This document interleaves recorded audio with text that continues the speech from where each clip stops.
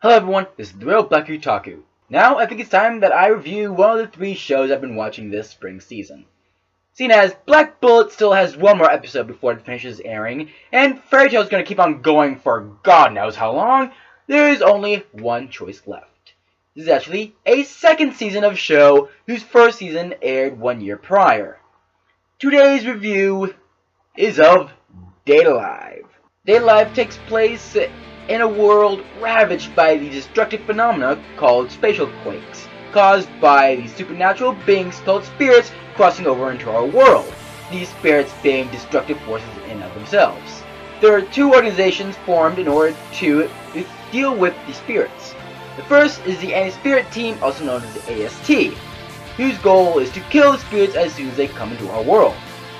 The other is the Ratatasker, whose goal is to settle things with spirits peacefully. Our main protagonist, Shido, is recruited by the Ratatasker in order to make the spirits fall in love with him in order for him to seal their powers.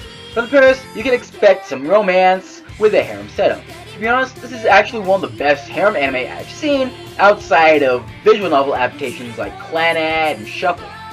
But it does have its issues. Most notably, it is incredibly stupid.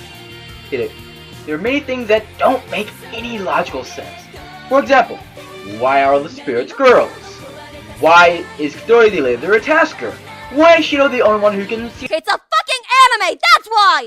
On top of that, there are quite a few plot holes that I am able to point out. Personally, I prefer the second season. The first season was pretty lighthearted, for the most part. So seeing that season 2 took on a more serious tone was fairly refreshing. However, season 2 had some pacing issues.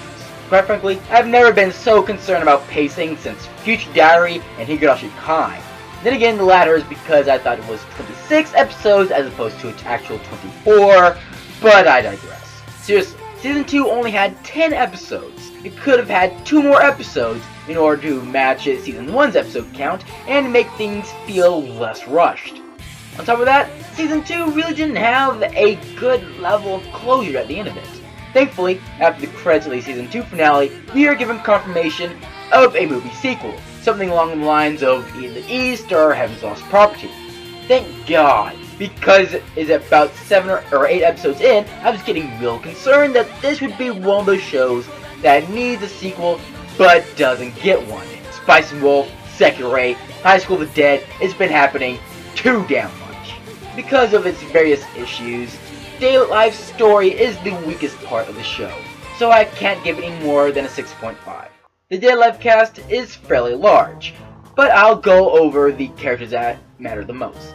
In 80% of harem anime, your main protagonist is either a complete pervert or is just an ordinary guy caught in awkward situations. Thankfully, Shido is the latter of the 2.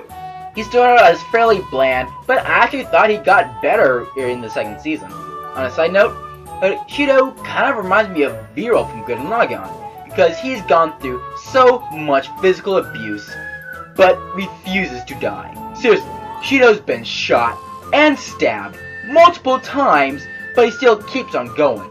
Guys like the freaking Energizer Bunny. Next is the primary love interest, and my favorite character in the show, Toka.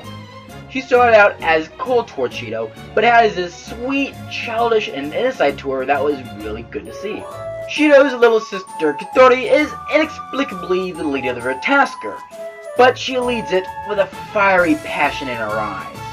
Origami is a member of the AST and has a very understandable grudge against the spirits. She's also one of the funniest stalker characters I have seen since Mizure from Rosary and Vampire. I like her!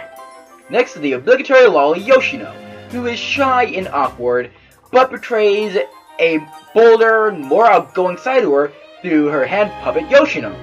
And honestly, that is one of the most original ideas I have seen in a long time. There's quite a bit to say about Kurumi, but in order to save time, I will say that she is creepy as fuck. For proper comparison, Mariko from Elfen Lied, Chaos from Heaven's Lost Property Forte, and Pride from Fullmetal Alchemist Brotherhood ain't got shit on her. Whenever Kurumi comes on screen, I am scared shitless, yet at the same time strangely aroused. a less awkward topic. The Yamai twins Yuzuru and Kaguya have polar opposite personalities, but work very well off of each other. Finally, we have the teen idol Miku Izayoi, who started off as a bitch, but she slowly grew on me. Now that the more important characters have been discussed, I need to get into the villains. For the most part, I like the villains. They're a very nice addition to the second season, but I just feel that there are just too many. One was great, and I could appreciate the second, but the third was really unnecessary.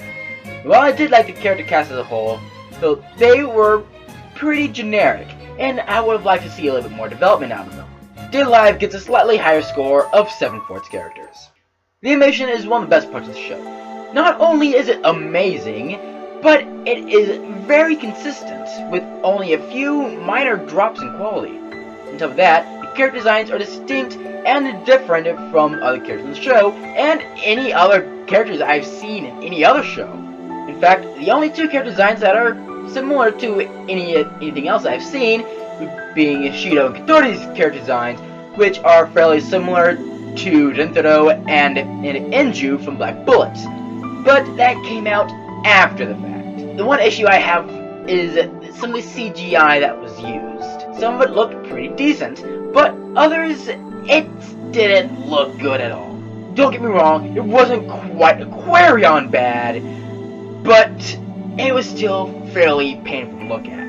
Despite some bad CG, Day Live gets a score of 8.5 for its animation.